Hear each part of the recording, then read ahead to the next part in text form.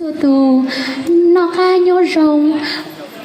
chó nánh ua la lùa ô trời tao tao ôn tao tao hai giả tao tao thì ô chào. Dạ vâng, thì em có nói thêm tại vì là em là người Mông đen ạ, thế nên là nói tiếng Mông Trắng có thể là sẽ không được trôi chảy, thì mong mọi người thông cảm. Và sau đây em xin phép được thể hiện phần năng khiếu của mình ạ.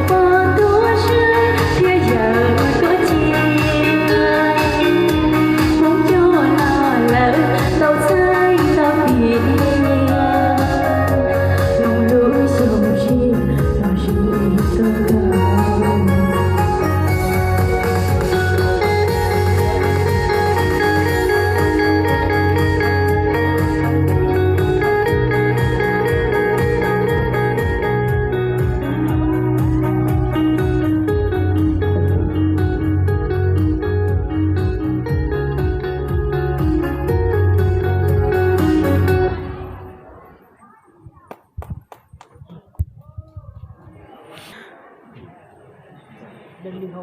bao chúa kề chia chia tia yêu mùa cờ đâu cô nói nhớ một ta ít giờ yêu nhớ hao lu chế phải chúa lỡ chúa mùa nhau ý kê tràn tới nó chờ hối do con tràn tới chờ còn có đâu chúa